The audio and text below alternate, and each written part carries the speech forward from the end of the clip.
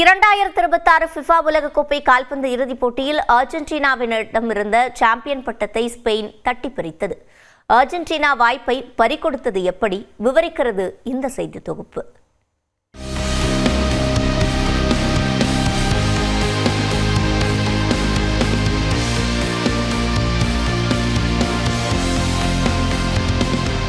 உலகம் முழுவதும் கோடிக்கணக்கான ரசிகர்களின் பெரும் எதிர்பார்ப்புகளோடு அனல் பறக்க தொடங்கியது 2026 ஃபிஃபா உலகக்கோப்பை கால்பந்து இறுதிப் போட்டி. அமெரிக்காவின் நியூஜெர்சியில் உள்ள மிட்லைஃப் மைதானத்தில் ஆயிரக்கணக்கான ரசிகர்கள் ஆரவாரத்தோடு குவிந்திருக்க ஸ்பெயினும் நடப்பு சாம்பியனுமான அர்ஜென்டினாவும் களமிறங்கின. ஆட்டம் தொடங்கிய முதல் வினாடியில் இருந்து பந்தை தனது கட்டுப்பாட்டில் வைத்திருந்த ஸ்பெயின் அர்ஜென்டினா வீரர்களுக்கு ஆட்டம் காட்டியது. ஸ்பெயினின் இளம் புயல் லமின் யமால், நிக்கோ வில்லியம்ஸ் கூட்டணியின் வேகத்திற்கு ஈடுகொடுக்க முடியாமல் அர்ஜென்டினாவின் தற்காப்பு அரண் திணறியது. ஸ்பெயின் அணி அர்ஜென்டினாவின் இலக்கை நோக்கி அடுத்தடுத்த ஷாட்டுகளை பறக்கவிட்டது. ஆனால் அர்ஜென்டினாவின் நட்சத்திர கோல் கீப்பர் எமிலியானோ மார்டினஸ் அனைத்து கோல் முயற்சிகளையும் மிக சாதுரியமாக தடுத்து நிறுத்தி ஆட்டத்தின் 90 நிமிடங்கள் வரை கோல் எதுவுமின்றி சமனில் வைத்திருந்தார். மறுபுறம் அர்ஜென்டினா அணியோ கோல் அடிக்கும் வாய்ப்புகளே கிடைக்காமல் தடுமாறிக் கொண்டிருந்தது. இதற்கிடையே நடுவருடன் வாக்குவாதத்தில் ஈடுபட்டதற்காக 82வது நிமிடத்தில் முதல் எல்லோ கார்டு பெற்ற அர்ஜென்டினா வீரர் என்சோ பெர்னாண்டஸ் கூடுதல் நேரத்தில் முரட்டு ஆட்டத்தில் ஈடுபட்டதால் ரெட் கார்டு கொடுத்து வெளியேற்றப்பட்டார். இதனால் ஏற்கனவே தள்ளாடிக் கொண்டிருந்த அர்ஜென்டினா அணி 10 வீரர்களோடு விளையாட வேண்டிய கட்டாயத்திற்கு தள்ளப்பட்டு கோல் அடிக்க போராடி கொண்டிருந்த மெஸ்ஸிக்கு பேரிடியாக அமைந்தது. ஆட்டம் கூடுதல் நேரத்திற்கு சென்றபோது 96வது நிமிடத்தில் ஸ்பெயினின் நிக்கோ வில்லியம்ஸ் கோல் அடித்த நிலையில் ஃபவுல் காரணமாக ரத்து செய்யப்பட்டது. மீண்டும் 106வது நிமிடத்தில் ஸ்பெயின் வரலாற்று சிறப்புமிக்க தருணத்தை உருவாக்கியது. அதாவது பெட்ரோ போரோ கொடுத்த கிராஸை நிக்கோ வில்லியம்ஸ் தலையால் முட்டி ஃபெரான் டோரஸை நோக்கி அனுப்பினார். மாற்று வீரராக களம் புகுந்த ஃபெரான் டோரஸ் பந்தை இடது காலால் மிக துல்லியமாக கோல் போஸ்டின் மேல்கூரையை நோக்கி அடித்து கோலாக மாற்றினார். இதனால் ஸ்பெயின் ரசிகர்கள் உற்சாகத்தில் துள்ளி குதித்தனர். ஸ்பெயினின் 1-0 என்ற கோல் கணக்குடன் முன்னிலை வகித்தாலும் ஆட்டம் இன்னும் முடியவில்லை. மீதமுள்ள நேரத்தில் அர்ஜென்டினா பதிலடி கொடுக்கும் என அந்த அணியின் ரசிகர்கள் ஆவலோடு காத்திருந்தனர். ஆனால் ஸ்பெயினின் அசைக்க முடியாத அசுரத்தனமான தற்காப்பு ஆட்டத்தால் அர்ஜென்டினாவால் கோல் எதுவும் அடிக்க முடியவில்லை. ஃபெரான் டோரஸ் மீண்டும் ஒரு கோல் அடித்த நிலையில் ஆஃப்சைட் பொசிஷனில் இருந்ததால் 2வது கோல் நடுவரால் மறுக்கப்பட்டது. முடிவில் தனது அசைக்க முடியாத தற்காப்பு அரண் மூலம் இந்த தொடரில் ஒரு கோல் கூட வாங்காத ஸ்பெயின் இறுதிப் போட்டியிலும் ஆதிக்கத்தை நிலைநிறுத்தியது.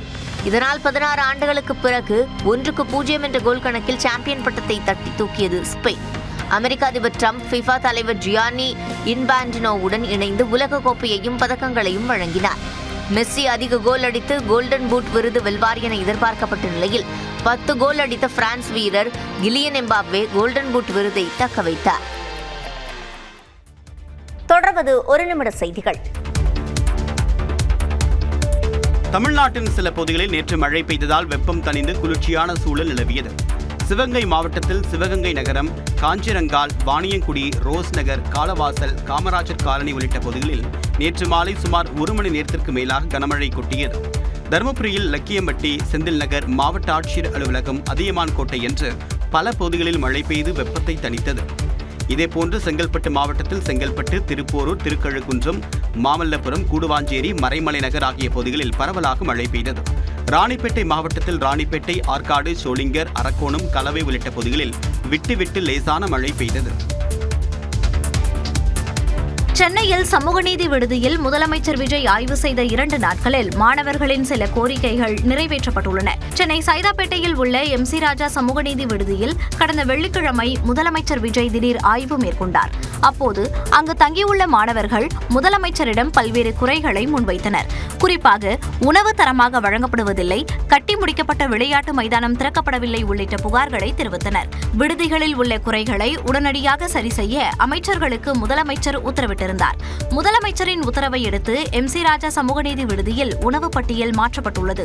கேஸ் சிலிண்டர் தட்டுப்பாடு காரணமாக நிறுத்தப்பட்டிருந்த இட்லி, சப்பாத்தி ஆகியவை மாணவர்களுக்கு மீண்டும் வழங்கப்பட்டன. மாணவர்களுக்கு தரமான உணவு வழங்கப்படுவதை ஆய்வு செய்ய 2 பேர் நியமிக்கப்பட்டிருப்பதாக சமூக நீதித்துறை அதிகாரிகள் தெரிவித்துள்ளனர். மேலும் விடுதியில் திறக்கப்படாமல் இருந்த கைப்பந்து மைதானம் மாணவர்களின் பயன்பாட்டிற்கு திறந்து வைக்கப்பட்டது. மாணவர்களின் கோரிக்கையை ஏற்று பகுதி நேர பணிக்கு செல்லும் மாணவர்கள் இரவு 12 மணி வரை விடுதிக்குள் வர அனுமதி அளிக்கப்பட்டுள்ளது. மின்சாரத்துறையின் சில பிரிவுகளில் தொடர்ந்து நடைபெற்று வரும் அசாதாரணமான பில்லிங் முறைகளால் பொதுமக்களுக்கு பெரும் நிதி இழப்பு ஏற்பட்டுள்ளதாக மின்வாரியம் தெரிவித்துள்ளது. இது தொடர்பாக நெல்லை உள்ளிட்ட பல்வேறு மாவட்டங்களில் உள்ள தலைமை மின் பொறியாளர்கள் அனுப்பியுள்ள சுற்றறிக்கையில் வருவாய் அதிகரிப்பு நடவடிக்கைகள் மற்றும் மதிப்பீட்டில் முரண்பாடுகள் தொடர்பான ஆய்வுக் கூட்டத்தில் பில்லிங் குறைபாடுகள் குறித்து தெரியவந்ததாக கூறியுள்ளனர். மேலும் மீட்டர், பில்லிங் செயல்முறை மற்றும் மீட்டர் கணக்கீட்டில் ஏற்பட்ட குறைபாடுகளால் வீட்டு மின் நுகர்வோருக்கு தவறான மற்றும் அதிகப்படியான மின் கட்டணங்கள் விதிக்கப்பட்டுள்ளதாக அதிர்ச்சி தகவலை மின்வாரியம் வெளியிட்டுள்ளது. மேலும் மின்வாரிய அதிகாரிகளால் அசஸ்மெண்ட் எனும் அடிப்படை கள ஆய்வு முறையாக மேற்கொள்ளப்படவில்லை என்றும் மின் விநியோக வட்டாரத்தில் ஆய்வுகள் சரிவர நடக்கவில்லை என்றும் சுற்றறிக்கையில் தெரிவிக்கப்பட்டுள்ளது. பழுதடைந்த மீட்டரின் மின் அளவீடுகளில் இருந்த பிரச்சனை ஆரம்ப நிலையிலேயே கண்டறியப்படாமல் பிரிவு அலுவலகத்திற்கு பொறுப்பு ஒப்படைக்கப்பட்டுள்ளதாகவும் பல்வேறு குறைபாடுகள் கண்டறியப்பட்டுள்ளதாகவும் தெரிவிக்கப்பட்டுள்ளது. கள ஆய்வு அதிகாரிகள் தங்கள் கடமைகளை முறையாக செய்திருந்தால் இதுபோன்ற பிரச்சனைகள் ஆரம்ப நிலையிலேயே தவிர்க்கப்பட்டிருக்கும் என்றும் தெரிவித்துள்ளனர். கடமையில் அலட்சியம் காட்டும் அலுவலர்கள் மற்றும் பணியாளர்கள் மீது தேவையானால் ஒழுங்கு நடவடிக்கை உட்பட கடுமையான நடவடிக்கை எடுக்கப்பட வேண்டும் என்றும் அறிவுறுத்தப்பட்டுள்ளது. பழனி கோவில் நில மோசடி வழக்கில் 8 பேரிடம் விசாரணை நடத்திய சிபிசிஐடி அதிகாரிகள் முக்கிய ஆவணங்களை கைப்பற்றினர். பழனி முருகன் கோவிலுக்கு சொந்தமான தண்டாயுதபாணி சுவாமி மடத்தின் 100 கோடி ரூபாய் மதிப்பிலான நிலத்தை முறைகேடாக தனிநபர்கள் பெயரில் பத்திரப்பதிவு செய்ததாக புகார் எழுந்தது. இந்த வழக்கை பல்வேறு கோணங்களில் விசாரணை நடத்தி வரும் சிபிசிஐடி காவல்துறை புகாரில் சிக்கிய சார்பதிவாளர் ஜஸ்டின் மணிகண்டன், விழுப்புரத்தைச் சேர்ந்த முருகதாஸ், வெள்ளதுரை, சேதுபதி ஆகியோருக்கு தொடர்புடைய வீடுகளில் சோதனை நடத்தினர்.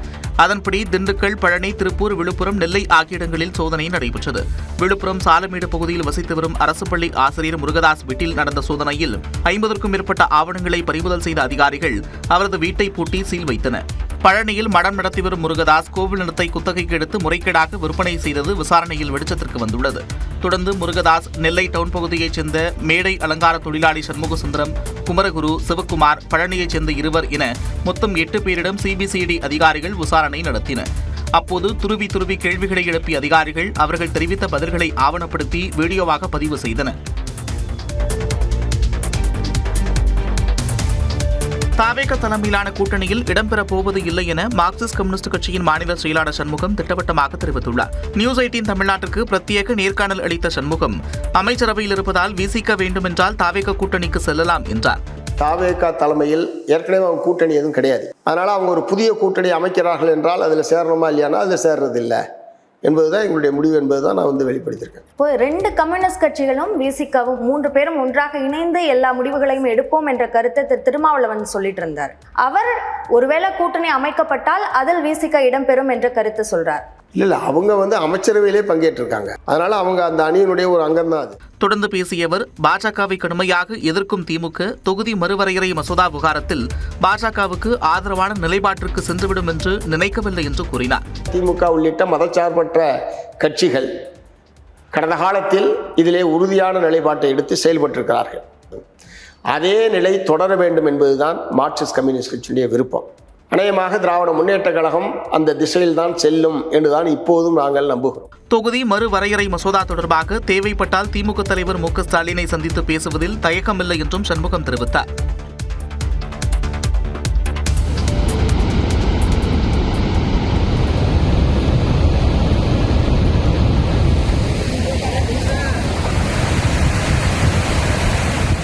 ஜம்மு காஷ்மீரின் சலால் அணையிலிருந்து திறக்கப்படும் தண்ணீர் சீரிப்பாயும் காட்சிகளே இவை.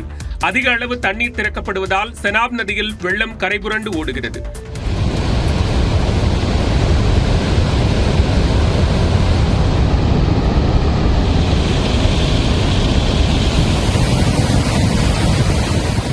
இதேபோன்று ரஜோரி ஆற்றில் வெள்ளம் பெருக்கெடுத்து ஓடுவதால் கரையோரம் இருந்த சாலைகள் அடித்துச் செல்லப்பட்டன.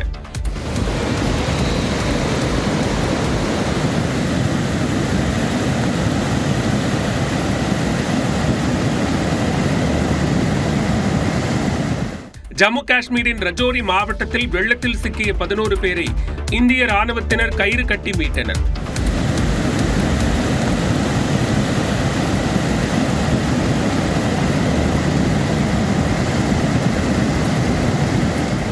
ஜம்மு காஷ்மீரின் உத்தம்பூரில் வெள்ளத்தில் பாலம் அடித்துச் செல்லப்பட்டதால் உயிரை பணயம் வைத்து மக்கள் ஆற்றை கடந்து சென்றனர்.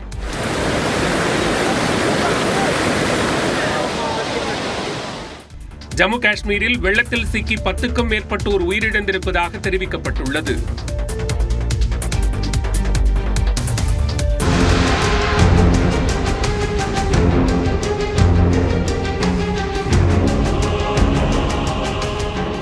நதிகள் இணைப்பு திட்டத்திற்கு எதிராக ஆற்று வெள்ளத்தில் நின்று போராட்டம் நடத்திய மக்களை பாதுகாப்பு படையினர் வெளியேற்றினர். பெரிய ஆறுகளை இணைக்கும் முதல் திட்டம் மத்திய பிரதேச மாநிலத்தில் செயல்படுத்தப்படுகிறது. கென் மற்றும் பெட்வா ஆறுகளை இணைக்கும் இந்த திட்டத்தால் பாதிக்கப்படும் கிராம மக்கள் தொடர் போராட்டத்தில் ஈடுபட்டு வருகின்றனர். அதன் ஒரு பகுதியாக சத்தர்பூரில் 15 நாட்களாக உண்ணாவிரதம் இருந்த பழங்குடியின பெண்கள் ஆற்றுக்குள் நின்று போராட்டத்தில் ஈடுபட்டனர்.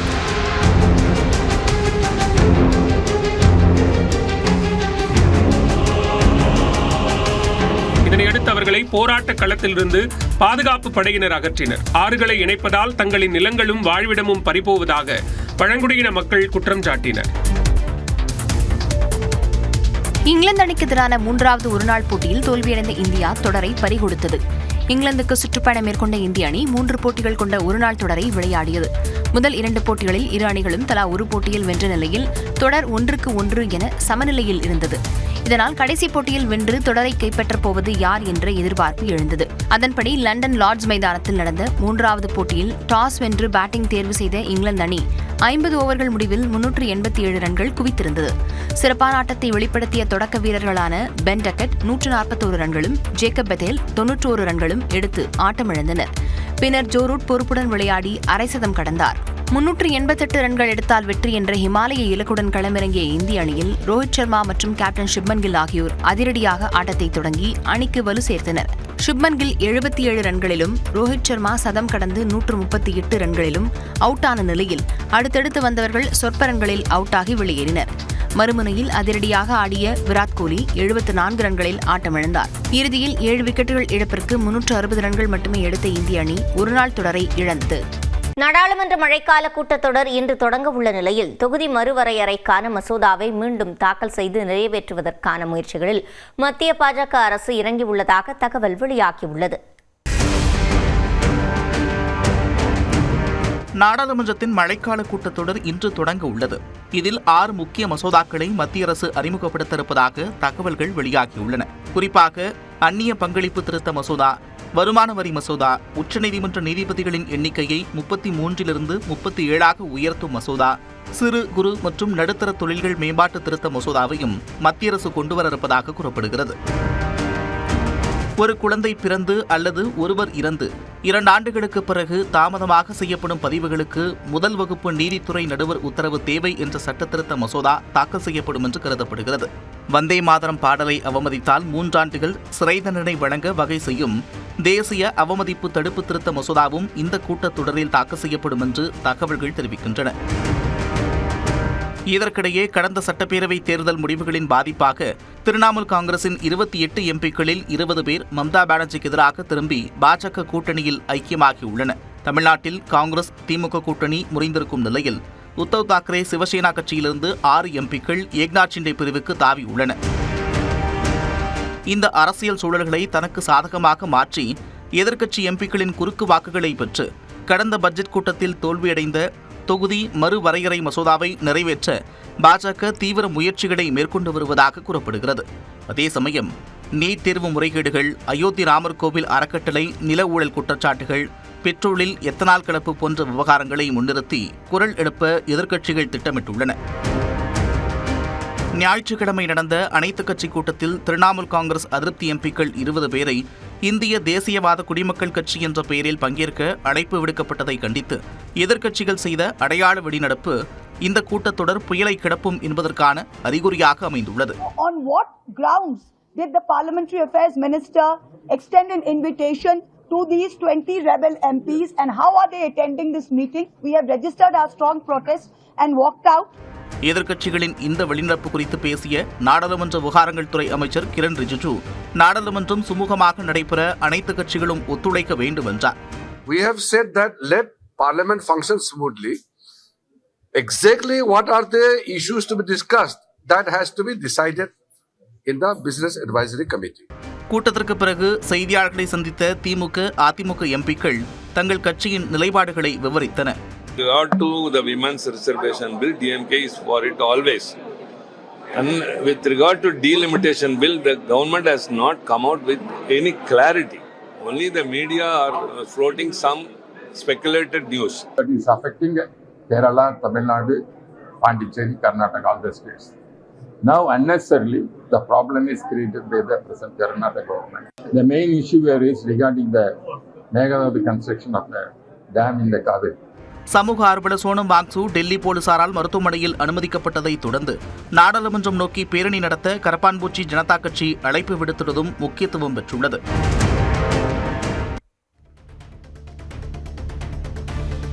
நாடாளுமன்ற மழைக்கால கூட்டத்தொடர் இன்று தொடங்க உள்ள நிலையில் தொகுதி மறுவரைக்கான மசோதாவை மீண்டும் தாக்கல் செய்து நிறைவேற்றுவதற்கான முயற்சிகளில் மத்திய பாஜக அரசு இறங்கியுள்ளதாக தகவல் வெளியாகியுள்ளது. இது தொடர்பாக நாம் பார்க்க இருக்கிறோம். அதற்கு முன்பாக தற்போது காலை விரைவு செய்திகள். பழனி தண்டாயுதபாணி சுவாமி கோவில் இரவு நேர மின்னொளி அலங்காரத்தில் ஒளிவெள்ளமாக ஜொலித்து பக்தர்களையும் சுற்றுலா பயணிகளையும் வெகுவாக கவர்ந்தது. ட்ரோன் மூலம் எடுக்கப்பட்ட கழுகு பார்வை காட்சிகளில் மலை உச்சியில் அமைந்துள்ள ராஜகோபுரம் இளஞ்சிவப்பு மற்றும் பச்சை நிற மின்னொளிகளில் பிரகாசித்தது பரவசமூட்டியது.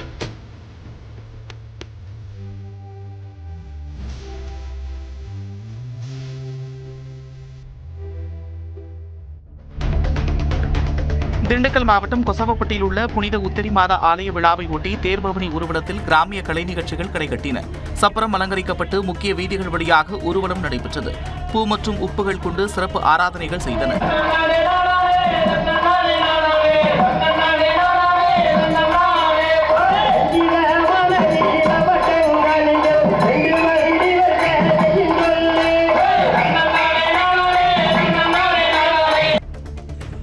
மேட்டுப்பாளையத்தில் உள்ள நீலகிரி கூட்டுறவு விற்பனை சங்க கிளையில் உருளைக்கிழங்கு குறைந்த விலைக்கு ஏலம் போனதால் விவசாயிகள் கடும் வாக்குவாதத்தில் ஈடுபட்டனர். உருளைக்கிழங்குகளின் தரம் பார்த்து விற்பனை செய்ய வேண்டுமே தவிர வியாபாரிகளை வைத்து விலையை நிர்ணயம் செய்யக்கூடாது என்றும் தெரிவித்தனர். இனிமேல் விவசாயிகள் முன்னிலையில்தான் ஏலம் நடைபெற வேண்டும் என்று அவர்கள் தற்போது மறு ஏலம் நடத்தவும் கோரிக்கை வைத்தனர்.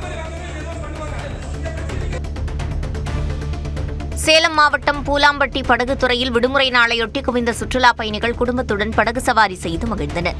பூலாம்பட்டியில் காவிரி ஆற்றின் வழியாக நெருஞ்சிப்பேட்டைக்கும் பூலாம்பட்டிக்கும் இடையே விசைப்படகு போக்குவரத்து இயக்கப்பட்டு வருகிறது. இந்நிலையில் ஞாயிற்றுக்கிழமை விடுமுறை நாள் என்பதால் பூலாம்பட்டியில் குவிந்த ஆயிரக்கணக்கான சுற்றுலா பயணிகள் தங்கள் குடும்பத்தினருடன் படகு சவாரி செய்து மகிழ்ந்தனர்.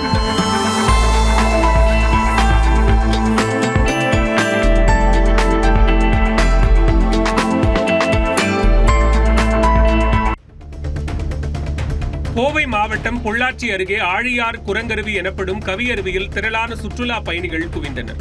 ஞாயிற்றுக்கிழமை விடுமுறை தினம் என்பதால் உள்ளூர் மட்டுமின்றி வெளிமாவட்டம் மற்றும் வெளி மாநிலங்களிலிருந்தும் சுற்றுலா பயணிகள் வந்திருந்தனர். அவர்கள் அருவியின் அழகை ரசித்தபடி குழந்தைகளுடன் குளித்து மகிழ்ந்தனர்.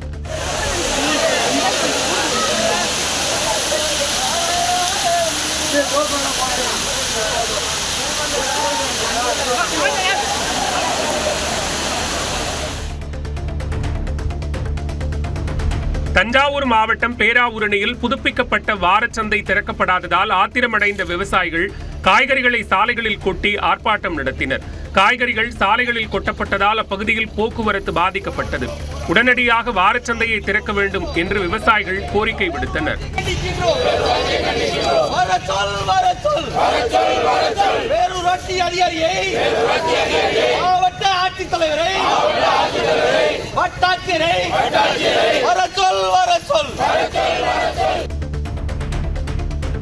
தான் திராவிட முன்னேற்ற கழகத்தின் கட்டப்பன் என நடிகர் சத்யராஜ் தெரிவித்துள்ளார். சென்னை சைதாப்பேட்டையில் கலைஞர் கணினி கல்வியகம் மற்றும் கலைஞர் மகளிர் திறன் மேம்பாட்டு மையம் சார்பில் சான்றிதழ் அளிக்கும் விழா நடந்தது. இதில் பங்கேற்று பேசிய சத்யராஜ் திமுக தமிழ்நாட்டின் காவலராக இருக்கும் என்றார். ஆளுங்கட்சினா போய் அட்டை மாதிரி ஒட்டிக்கிறது, எதிர்கட்சியா இருக்கையில போய் பயந்து பம்பி போறது கட்டப்பா நான் அல்ல. திராவிட முன்னேற்ற கழகத்தின் கட்டப்பாவாவை கூட என்ன எடுத்துக்கங்க.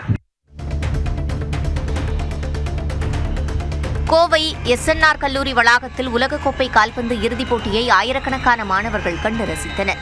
நவ இந்தியா சாலையில் உள்ள SNR கல்லூரி ஆடிட்டோரியத்தில் இந்திய ஜனநாயக வாலிபர் சங்கத்தினர் ஏற்பாட்டில் பெரிய திரையில் உலகக்கோப்பை கால்பந்து இறுதிப் போட்டி ஒளிபரப்பப்பட்டது.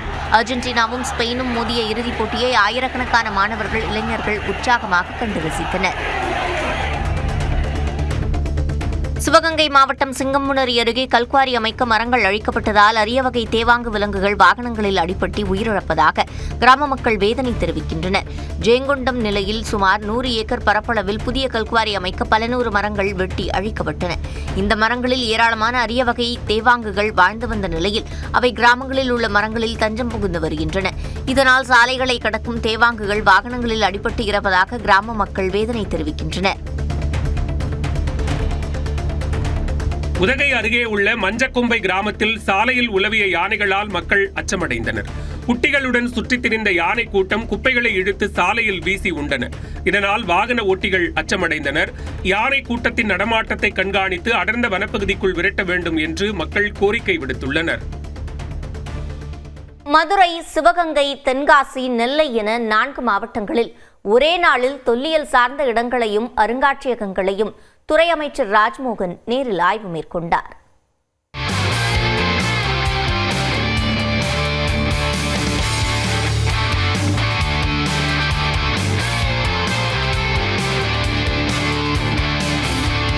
மதுரையிலிருந்து சுமார் 8 கிலோமீட்டர் தொலைவில் உள்ள மாங்குளம் மீனாட்சிபுரம் கிராமத்திற்கு சென்ற அமைச்சர் ராஜ்மோகன் அங்கு சமணப்படுகை அமைந்துள்ள மலை மீது ஏறி சிறிது தூரம் நடந்து சென்றார். பின்னர் அங்குள்ள சமணப்படுகைகளில் பொறிக்கப்பட்டுள்ள தமிழி எழுத்துக்கள் மற்றும் கிபி 1ஆம் நூற்றாண்டைச் சேர்ந்த பிராமி கல்வெட்டுகளை ஆய்வு செய்தார். சமணப்படுகைகள் குறித்த வரலாறுகளை தொல்லியல் துறை அதிகாரிகளிடம் கேட்டறிந்தார். சற்று நேரம் சமணப்படுகைகளில் சாய்ந்து ஓய்வெடுத்துக் கொண்டார்.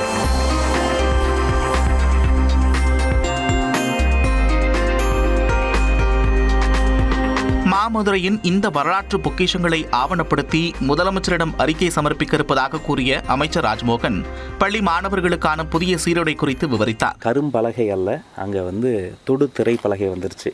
ஆனால் அந்த யூனிஃபார்ம் ரொம்ப நாளாக மாறாமல் இருக்குது. அது பாதுகாப்பு, அது மட்டும் இல்லை, அது மானத்தை காப்பது. அது ஏழை எளிய பிள்ளைகள் அத்தனை பேர் என்னுடைய கண்ணின் மணிகள்லாம் அரசு பள்ளிகளில் படிக்கிறாங்க.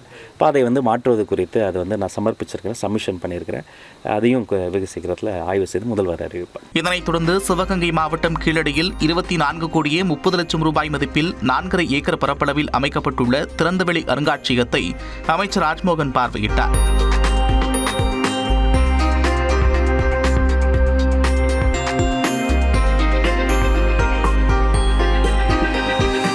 செங்கல் கட்டுமான இடத்தில் கீழே இறங்கி சென்று பார்வையிட்டதுடன் நெசவு தொழில் தக்களிகள், கண்ணாடி மணிகள், சாயத்தொட்டியுடன் கூடிய உரைக்கிணறுகள் உள்ளிட்ட வரலாற்று சான்றுகளை ஆய்வு செய்தார். முந்தைய அரசு செய்த நல்ல பணிகளை தாவேக் அரசு ஒருபோதும் நிறுத்தாது என்றும் அவர் உறுதியளித்தார்.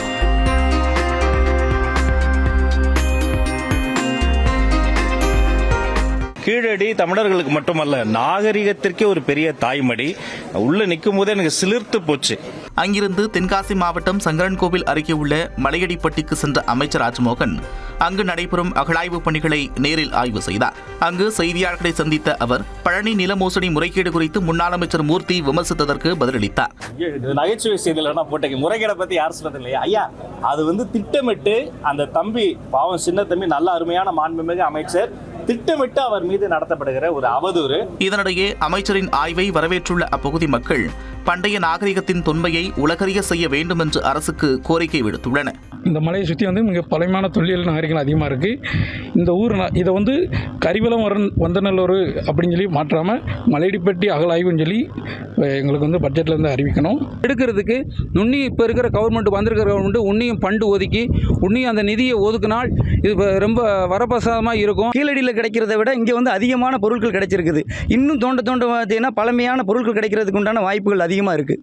அதனைத் தொடர்ந்து நெல்லை புறநை அருங்காட்சியகத்தை அமைச்சர் ராஜ்மோகன் ஆய்வு செய்தார்.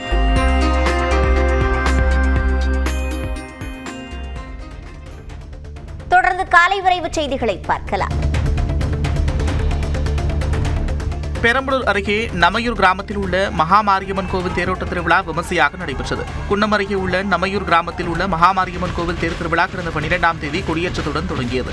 இதனைத் தொடர்ந்து கடந்த 8 நாட்களாக மகாமாரியம்மனுக்கு சிறப்பு அபிஷேக ஆராதனைகள் நடைபெற்று வந்தன. இந்நிலையில் திருவிழாவின் முக்கிய நிகழ்வான தேர் திருவிழாவில் மலர்களால் அலங்கரிக்கப்பட்ட தேரில் மகாமாரியம்மன் அமர்ந்து அருள்பாலித்தார். இதில் திரளான பக்தர்கள் கலந்து கொண்டு தேரை வடம்பிடித்து இழுத்தனர்.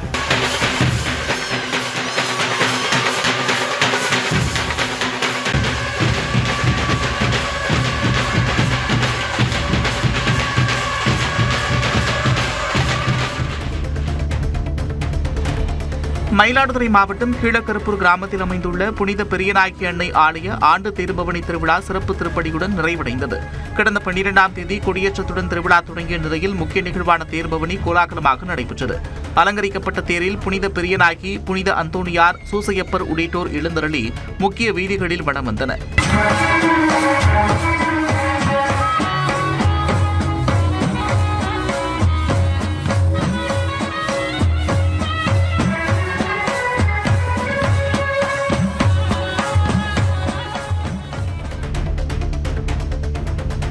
மசினக்குடியில் உள்ள கிராம சாலைகளில் வெளியூர் சுற்றுலா வாகனங்கள் செல்ல தடை விதிக்கப்படுவதாக வனத்துறை அறிவித்துள்ளது. இப்பகுதிக்கு வரும் சுற்றுலா பயணிகள் மான், கரடி, புலி, சிறுத்தை உள்ளிட்ட வனவிலங்குகளை தொந்தரவு செய்ததாக புகார் எழுந்தது. இந்த நிலையில் மசினக்குடி மாயார் சாலை, மசினக்குடி சிங்கார சாலை மற்றும் பொக்காபுரம் விபூதி மலை சாலைகளில் வெளியூர் சுற்றுலா வாகனங்கள் செல்ல தடை விதிக்கப்பட்டுள்ளது. எனினும் முறையாக அங்கீகரிக்கப்பட்ட உள்ளூர் ஜீப்களில் செல்லவும் உள்ளூர் மக்கள் சென்று வரவும் தடை இல்லை. ரேஷன் பொருட்களை பாக்கெட்டில் விநியோகிக்க விரைவில் நடவடிக்கை எடுக்கப்படும் என அமைச்சர் வெங்கடரமணன் தெரிவித்துள்ளார். சிதம்பரம் கொத்தங்குடி தோப்பு பகுதியில் உள்ள அரிசி ஆலை மற்றும் அங்காடி வணிகத்தை ஆய்வு செய்த பின் ஊடகங்களிடம் பேசிய அவர் வாக்குறுதிகள் நிறைவேற்றப்படும் என்றார். ரேஷன் பொருட்கள் வந்துட்டு பாக்கெட்டில் வாங்க ஏற்பாடு செய்யணும். நம்மளோட தேர்தல் வாக்குறுதி கொடுத்துருக்கோம், கண்டிப்பாக செய்வோம் வருங்காலங்களில். லண்டன் பயணத்தை முடித்துக் கொண்டு சென்னை திரும்பிய திமுக தலைவர் மு.க.ஸ்டாலினுக்கு தொண்டர்களும் நிர்வாகிகளும் உற்சாக வரவேற்பு அளித்தனர். எதிர்க்கட்சித் தலைவர் உதயநிதியின் மகன் இன்பநிதியின் பட்டமளிப்பு விழாவில் பங்கேற்பதற்காக திமுக தலைவர் மு.க.ஸ்டாலின் கடந்த 4ஆம் தேதி லண்டன் சென்றிருந்தார். பயணத்தை முடித்துக் கொண்டு ஸ்டாலின் மற்றும் அவரது குடும்பத்தார் சென்னை திரும்பிய நிலையில் விமான நிலையத்தில் முன்னாள் அமைச்சர்கள், எம்எல்ஏக்கள் உள்ளிட்டோர் வரவேற்பு அளித்தனர். வார விடுமுறையொட்டி கன்னியாகுமரி மாவட்டம் திருப்பரப்பு அருவியில் சுற்றுலா பயணிகள் கூட்டம் அலைமோதியது. அருவியின் அனைத்து பகுதிகளிலும் மிதமான தண்ணீர் கொட்டும் நிலையில் சுற்றுலா பயணிகள் தங்களது குடும்பத்தினருடன் நீண்ட நேரம் குளித்து மகிழ்ந்தனர்.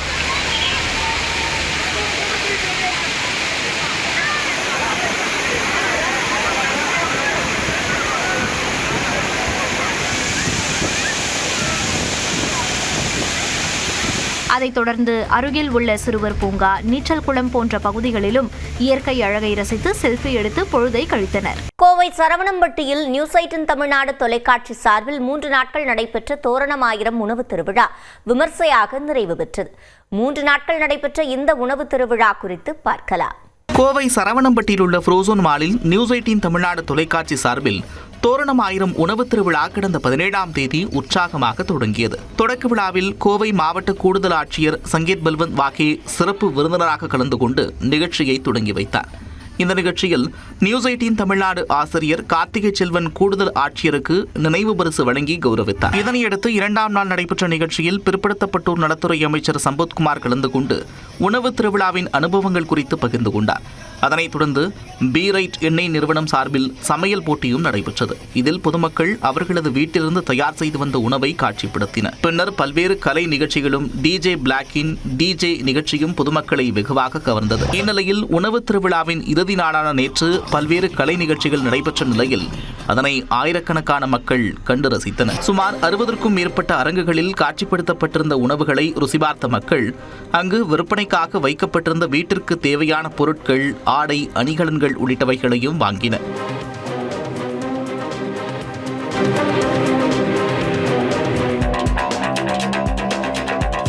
இதனைத் தொடர்ந்து நடைபெற்ற சிறப்பு குழந்தைகளின் நடனம் காண்போரை வெகுவாக ஈர்த்தது. நகைச்சுவை நிகழ்ச்சி, தம்பதியினர் பங்கேற்ற விளையாட்டுப் போட்டி என பல்வேறு நிகழ்ச்சிகள் அரங்கேற்றப்பட்டன. இறுதியாக நிகழ்ச்சியில் வெற்றி பெற்றவர்களுக்கும் கலந்து கொண்டவர்களுக்கும் பரிசு வழங்கப்பட்டன.